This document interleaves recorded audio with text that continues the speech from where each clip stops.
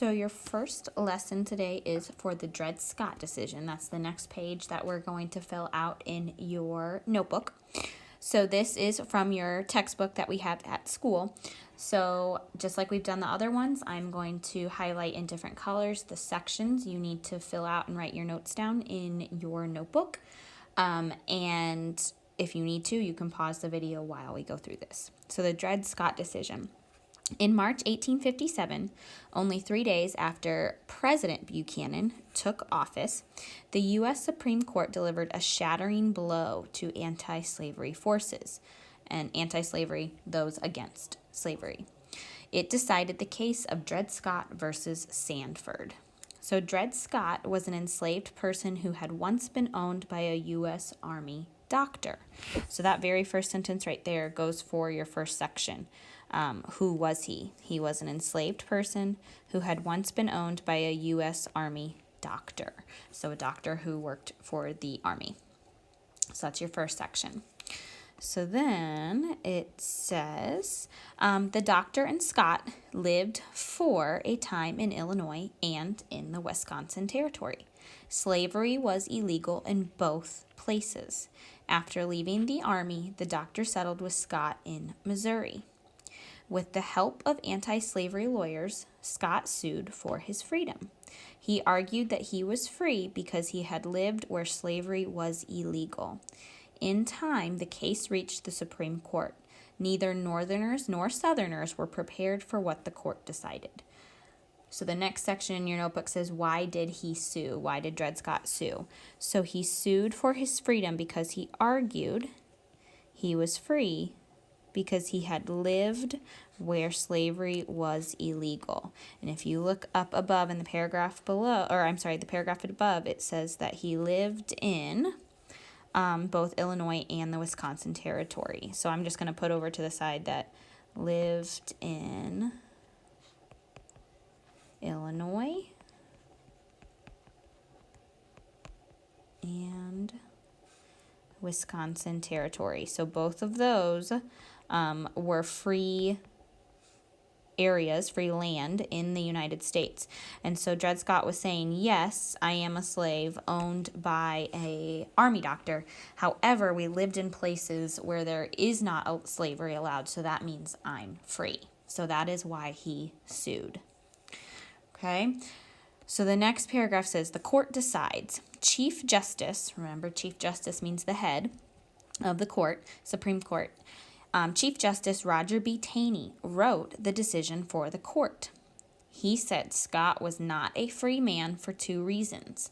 First, according to Chief Justice Taney, Scott had no right to sue in federal court because African Americans were not citizens. So that was the first reason he said he wasn't a free man.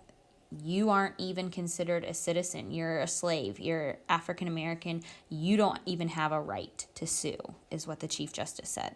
Second, he said, merely living or just living in free territory did not make an enslaved person free.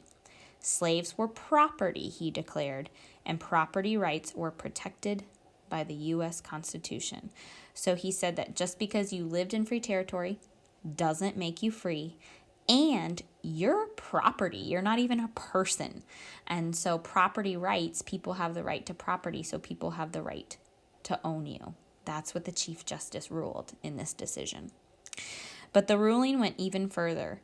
Taney wrote that Congress did not have the power to prohibit or not allow slavery in any territory. Thus, the Missouri Compromise, remember the one that said if you are above this line, this geographical line, you have to be free territory.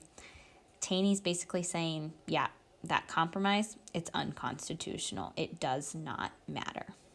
So in your section in your notebook, it says, what was the decision? So again, there's 3 decisions. So basically 3 bullet points. First, he had no right to sue in federal court because African Americans were not citizens. So that was the first part of the decision. Second, he said, living in free territory didn't make an enslaved person free. Okay? So that was the second part of the decision. So just because you live in free territory doesn't make you free. And then the last one is that Congress didn't have the power to prohibit slavery in any territory. So he's basically saying they don't have the power to make a law saying slavery is illegal. So there was 3 parts to this decision. Okay. So reaction, which is the last part of your notebook page. Supporters of slavery rejoiced at the Dred Scott decision. The decision meant that slavery was legal in all territories, just as white Southern leaders had been demanding all along. Northerners, however, were stunned. African American leaders such as Frederick Douglass condemned or spoke out against the ruling. Still, Douglass declared, "My hopes were never brighter than now." He believed the outrage against the decision would bring more whites to the abolitionist cause, or those that were against slavery. Indeed, white Northerners were also shocked by the ruling. Many had hoped that slavery would eventually die out if it were only restricted or only allowed in the South. Now, however, slavery was allowed to spread throughout the West. One Northerner who spoke out against the Dred Scott decision was an Illinois lawyer named Abraham Lincoln. The idea that African Americans could not be citizens, he said, was based on a false view of American history. In a very short time, Lincoln would become a central figure in the fight against the spread of slavery.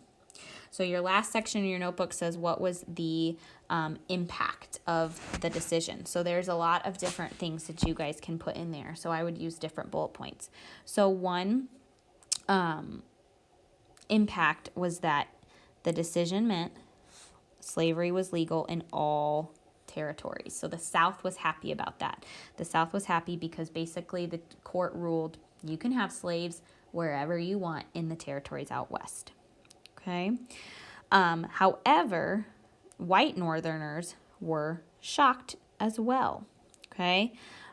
They had hoped, and I'm going to put white Northerners, had hoped that slavery would eventually die out if it were restricted to the South. Now, slavery was allowed to spread throughout the West.